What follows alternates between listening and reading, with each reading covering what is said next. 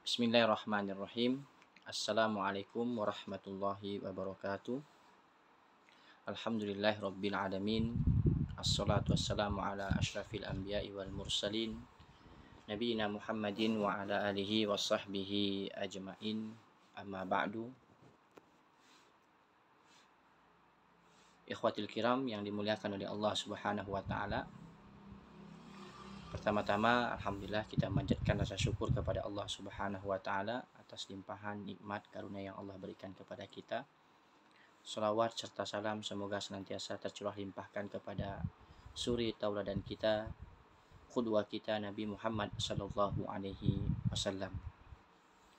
Ikhwatil kiram yang dimuliakan oleh Allah Subhanahu wa taala, insyaallah di kajian yang pertama ini insyaallah kita akan membahas satu kitab yang berjudul Tarbiyatul Aulad fil Islam, ya, pendidikan anak dalam Islam, yang dikarang oleh Dr. Abdullah Nasi Al-Unwan yang ditahqiq oleh Syekh Ihsan Al-Utaibi. Mudah-mudahan kita dapat mengambil ibrah untuk pendidikan anak kita semua dari kitab yang insya Allah akan kita coba baca dan kita bahas melalui channel YouTube ini. Pasal yang pertama adalah berkenaan dengan pernikahan yang ideal dan kaitannya dengan pendidikan. Sebelum kita memulai menjelaskan fondasi yang diletakkan oleh Islam dalam pendidikan, alangkah baiknya kita memaparkan, meskipun secara ringkas, masalah pernikahan yang ditinjau dari 3 sisi. Yang pertama, ikhwah sekalian, adalah pernikahan sebagai fitrah manusia. Yang kedua, pernikahan sebagai kemaslahatan sosial. Yang ketiga, pernikahan berdasarkan pilihan. Poin yang pertama yang ingin kita sampaikan adalah berkenaan dengan pernikahan sebagai fitrah manusia. Nah, dalam dasar-dasar syariat Islam telah digariskan bahwa syariat kita melarang keras kerahiban. Nah, karenanya bertentangan dengan fitrah manusia. Al-Baihaqi meriwayatkan dari sahabat Sa'ad bin Abi Waqqas,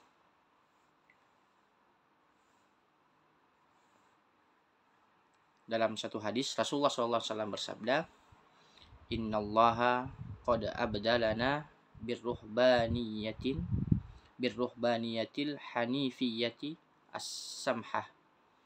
Sesungguhnya Allah telah menggantikan untuk kita pola hidup ruhbaniyah dengan agama yang lurus dan mudah. Nah, At-Tabrani dan Al-Baihaqi meriwayatkan bahwa Rasulullah SAW bersabda, "Man kana musiron li'an yankiha falam yankih falaisa minni." Nah, barang siapa yang mampu menikah kemudian enggan untuk menikah, maka dia bukan dari golonganku. Nah, ini apa yang telah Rasulullah SAW katakan, barang siapa yang dia sudah mampu menikah tapi dia tidak mau menikah, enggan, tidak mau. Nah, maka Rasulullah mengancam dia bukan dari golonganku. Tentu dalam 2 hadis yang telah kita sampaikan ini telah dijelaskan, dinyatakan bahwa Islam itu mengharamkan atas seorang muslim yang melarang pernikahan dan berlaku zuhud dengan niat melakukan pola hidup ala rahib, dengan menyendiri hanya untuk beribadah dan takarrub kepada Allah. Jadi dia tidak mau menikah. Niatnya untuk apa? Untuk melakukan pola hidup ala rahib, menyendiri. Dia tidak mau menikah. Dia fokus ibadah saja kepada Allah dan tidak mau menikah. Nah, apalagi bagi seorang muslim yang mampu melaksanakan dan dimudahkan dalam urusan dan sarana-sarananya.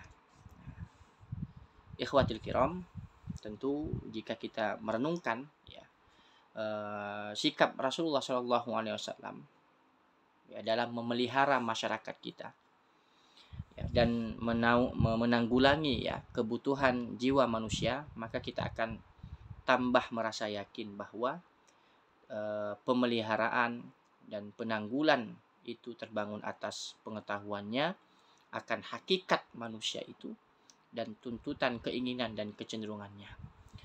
Nah, oleh karena itu, ikhwatil kiram, tidak ada seorang pun yang hidup di tengah masyarakat melanggar batasan fitrahnya dan tidak melaksanakan sesuatu yang memang tidak ia mampu. Nah, hal ini supaya apa? Ia berjalan dengan seimbang, mudah dan lurus sesuai dengan naluri dan tabiatnya. Memang agak sulit, agak repot ketika ada seseorang yang melawan fitrahnya. Nah, tentu kehidupannya tidak akan seimbang. Ya. Dia juga tidak akan merasa tersandung ketika manusia berjalan dengan lurus, tidak terbelakang ketika manusia lain telah maju, dan tidak lemah ketika manusia lainnya menjadi kuat. Maka Allah Subhanahu wa taala sampaikan, difirmankan di Quran surah Ar-Rum ayat 30. A'udzubillahi minasyaitonirrajim. Fitratallahi allati fataran nasa 'alaiha la tabdila li khalqillah dzalikad dinul qayyim walakinna aktsarun nasi la ya'lamun. Tetaplah atas fitrah Allah yang telah menciptakan manusia menurut fitrah itu. Tidak ada perubahan pada fitrah Allah. Itulah agama yang lurus, tetapi kebanyakan manusia tidak mengetahuinya. Quran surah Ar-Rum ayat yang ke-30. Ikhwatil kiram. Jadi inilah ya sikap yang dilakukan oleh Rasulullah SAW. Beliau telah menyiapkan sikap yang paling ya, kalau kita katakan yang paling reformis ya, dan mendidik untuk menanggulangi tabiat-tabiat yang negatif dan memahami hakikat manusia itu sendiri. Ya. Al-Bukhari dan Muslim meriwayatkan dari sahabat Anas bin Malik. Ya, mungkin semuanya pernah mendengar kisah ini. Ada 3 orang yang pernah mendatangi rumah istri-istri Nabi, ya, untuk menanyakan tentang ibadah beliau. Ibadah Nabi SAW ditanyakan oleh 3 orang tadi. Nah, ketika mereka diberitahu, maka seakan-akan mereka mendapati ibadah mereka itu sedikit sekali. Dia tanya kepada istri Nabi, bagaimana ibadah Nabi? Ternyata setelah istri Nabi menjelaskan, dia menyangka bahwa ternyata ibadah yang mereka kerjakan selama ini ya sedikit sekali. Akhirnya mereka berkata, di mana kedudukan kami di sisi Nabi SAW? Mengingat beliau telah diampuni dosa-dosanya yang telah lalu dan yang akan datang. Maka salah seorang di antara mereka berkata, saya akan selalu melakukan sholat malam. Orang yang lain berkata, saya akan selalu berpuasa dan tidak akan berbuka. Dan lainnya juga berkata, saya akan selalu menjauhi kaum wanita. Dia tidak mau menikah, dia menjauhi kaum wanita dan tidak akan menikah selamanya. Nah, kemudian datanglah Nabi SAW kepada mereka dan bersabda, kaliankah yang mengatakan demikian? Jadi 3 orang tadi telah mengatakan hal-hal yang telah disampaikannya tadi. Demi Allah, sesungguhnya aku adalah orang yang paling takut kepada Allah daripada kalian, dan yang paling bertakwa kepadanya daripada kalian. Meskipun demikian, aku berpuasa dan aku juga berbuka. Aku melaksanakan sholat dan aku tidur. Aku juga menikahi kaum wanita. Oleh karena itu, barang siapa yang tidak suka dengan sunnahku, maka dia bukan dari golonganku. Nah, jelas ya, kalau kita lihat dari konteks hadis yang diriwayatkan oleh Al-Bukhari dan Muslim ini, jelas sekali ya, menerangkan ya, bagi setiap yang memiliki akal dan perasaan bahwa pernikahan dalam Islam ini merupakan fitrah manusia. Ini fitrah kita ya, dan tidak akan pernah bertentangan ya. Maka tentunya hal ini bertujuan agar seorang muslim mampu memikul beban ya, mampu memikul tanggung jawab yang besar terhadap orang yang memiliki hak pendidikan dan pemeliharaan di saat ia menyambut seruan fitrah tadi. menerima ya tuntutan naluri dan menjalankan sunnah kehidupan ini. Nah, itulah ya. Jadi yang pertama, pernikahan ini sebagai fitrah manusia. Ya, pernikahan. Maka saudara sekalian, kita sangat menyayangkan ya, kita berlindung kepada Allah ya, seperti digaungkannya masalah LGBT ya. Tentu ini adalah salah satu contoh hal-hal yang menentang ataupun melawan fitrah ataupun melawan naluri kita. Nah, tentu kita tidak ingin kita berlindung dari penyakit ini, kita berlindung dari hal seperti ini, dijauhkan. Jangan sampai LGBT ini merebak ya. Dan tentu kita hindarkan dari anak-anak kita. Kita ajarkan kepada anak-anak kita ya, untuk tidak terjangkit dengan virus yang sangat-sangat berbahaya ini. Ikhwatul kiram yang dimuliakan oleh Allah Subhanahu wa taala. Yang pertama, pernikahan sebagai fitrah manusia. Yang kedua adalah pernikahan sebagai kemaslahatan sosial. Ya, sebagaimana yang diketahui bahwa pernikahan dalam Islam memiliki manfaat yang besar. Manfaatnya sangat luar biasa, yaitu maslahat sosial. Nah, pada pembahasan kali ini tentu kita akan paparkan di antara bentuk kebaikan ataupun kemaslahan itu ya, kemudian kita terangkan kaitannya dengan pendidikan. Nah, yang pertama, melindungi kelangsungan hidup manusia. Nah, jadi dengan pernikahan tentu garis keturunan nasab manusia itu akan berlangsung ya, menjadi banyak ya, dan bersambung hingga Allah Subhanahu wa taala mewariskan buminya dan siapa yang menghuninya ya. Nah, tidak diragukan lagi bahwa dengan keberlangsungan ya, terdapat suatu pemeliharaan terhadap keberlangsungan hidup manusia. Dan bagi para peneliti akan terdorong untuk meletakkan metode-metode pendidikan dan kaidah-kaidah yang benar demi keselamatan keberlangsungan hidup manusia. Maka kalau kita bicara tentang kehidupan manusia ini tidak akan pernah selesai. Karena memang makhluk ini unik ya, unik. Nah, tentu kita melihat ya, keberlangsungan hidup manusia dari segi moral dan jasmani yang begitu seimbang. Nah, Al-Quran telah menjelaskan ya tentang adanya hikmah sosial dan kemaslahatan manusia ketika Allah Subhanahu wa taala mengatakan dalam firman-Nya, A'udzubillahi minasyaitonirrajim, wallahu ja'ala lakum min anfusikum azwaja wa ja'ala lakum min azwajikum banina wa hafadah. Allah menjadikan bagi kamu istri-istri dari jenis kamu sendiri dan menjadikan kamu dari istri-istri kamu itu anak-anak dan cucu-cucu. Luar biasa. Karena kita tahu ya proses penciptaan manusia kan. Yang namanya manusia yang pertama kali Allah ciptakan adalah Adam alaihissalam. Kemudian yang kedua adalah istrinya Hawa yang memang Allah ambil dari tulang rusuk Adam itu. Dan beruntung ini hikmahnya luar biasa ya. Ternyata Allah menciptakan manusia itu dari jenisnya sendiri. Bisa kita bayangkan kalau manusia itu ternyata pasangan hidupnya bukan dari jenisnya. Misalkan ada manusia yang menikah dengan kambing. Ada manusia yang menikah dengan sapi. Misalkan ini sangat bertentangan dengan naluri kita. Nah, luar biasa.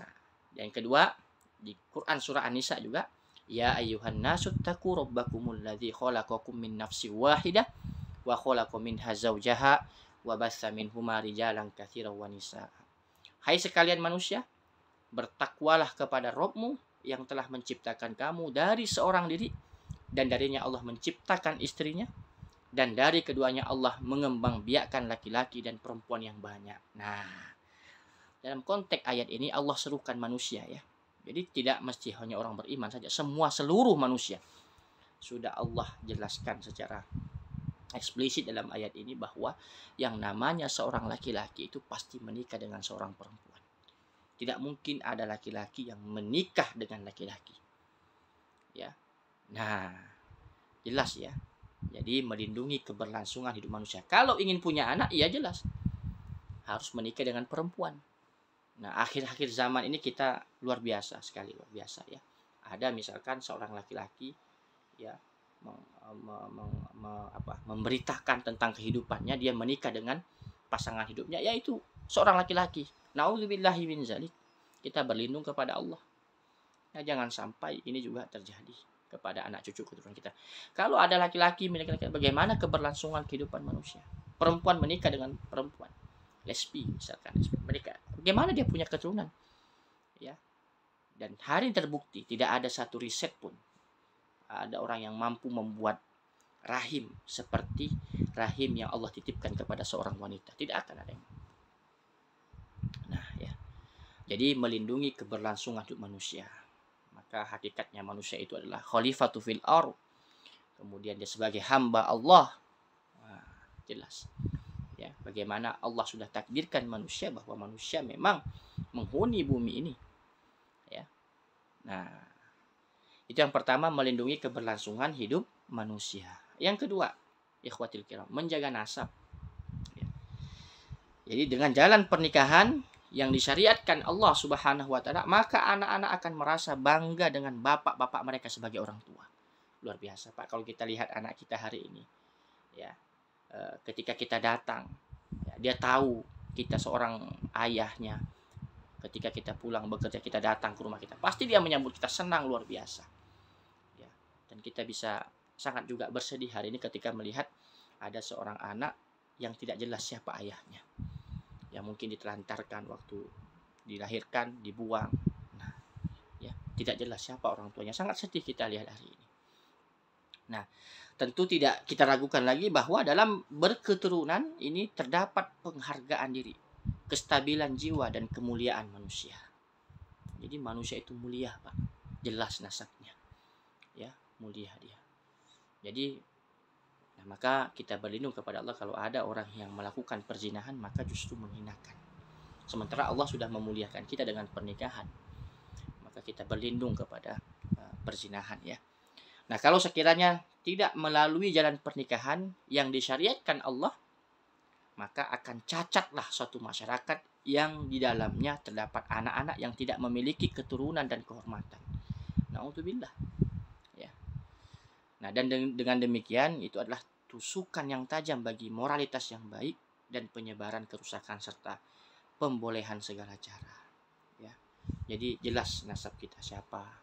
Maka Pak, Bapak Ibu sekalian, kita juga memang harus mampu, ya. Bahkan hari ini ada yang menulis siapa nama bapaknya, siapa nama ayah daripada bapaknya, terus sampai 7 keturunan. Bahkan ada catatan-catatan nasab yang memang kalau kita lihat hari ini para ulama-ulama itu berusaha menulis nasab-nasabnya. Nah, sehingga memang kita secara hakikatnya sudah kita ketahui bahwa kita ini merupakan anak cucu keturunan Adam.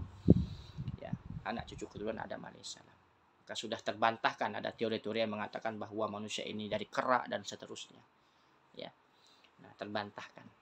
Ya, manusia itu berevolusi dan seterusnya. Ini sangat terbantahkan. Karena ayat ini sudah sampai kepada kita. Ya. Nah, yang ketiga adalah melindungi masyarakat dari kerusakan moral. Pernikahan sebagai kemaslahatan sosial, melindungi keberlangsungan hidup manusia, menjaga nasab, melindungi masyarakat dari kerusakan moral. Jadi dengan jalan pernikahan, masyarakat akan terselamatkan. Ya, dari apa? Dari penyimpangan moral dan keretakan hubungan kemasyarakatan. Jadi tidak diragukan lagi bahwa orang yang memiliki pemahaman bahwa naluri terhadap lawan jenis itu bisa dipuaskan dengan jalan pernikahan yang disyariatkan dan hubungan yang halal. Luar biasa. Jadi kalau orang itu sudah menikah, Pak, insya Allah ya terhindar dari kerusakan moral. Maka kalau kita pahami lagi lebih luas bahwa memang luar biasa tujuan Allah, ya hikmah Allah ya mensyariatkan pernikahan kepada manusia. Nah, jelas ya. Nah, alangkah benarnya sabda Nabi SAW telah jelas ya hikmah moral dari pernikahan dan manfaat sosialnya ketika beliau menganjurkan sekelompok pemuda untuk menikah. Ya ma'syaras sabab, man istata'a minkum, ya, man istata'a minkumul baha falyatazawwaj fa innahu aghaddu lil basari wa ahsanu lil farji. Wa man lam yastati' fa alaihi bis-shaumi fa inna as-shauma lahu wijah. Wahai sekalian pemuda, barang siapa di antara kalian yang mampu menikah, maka menikahlah. Karena ia bisa menjaga mata dan melindungi kemaluan. Barang siapa yang belum mampu, maka perbanyaklah berpuasa. Karena sesungguhnya ia adalah perisai.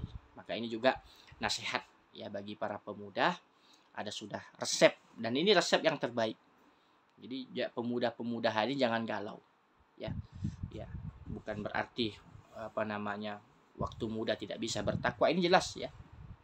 Ini jelas, ini petunjuk Rasulullah. Ya, maka pemuda itu harus menyibukkan dirinya kepada ketaatan kepada Allah ya, dan tentu memang ada tantangan-tantangan bagaimana ya nafsu terus bergejolak, tetapi sudah ada resepnya ya. Nah, maka perbanyaklah berpuasa. Insya Allah kalau seiring perjalanan waktu ya dia berpuasa taat kepada Allah, akan hadirkan jodohnya. Allah akan hadirkan jodohnya.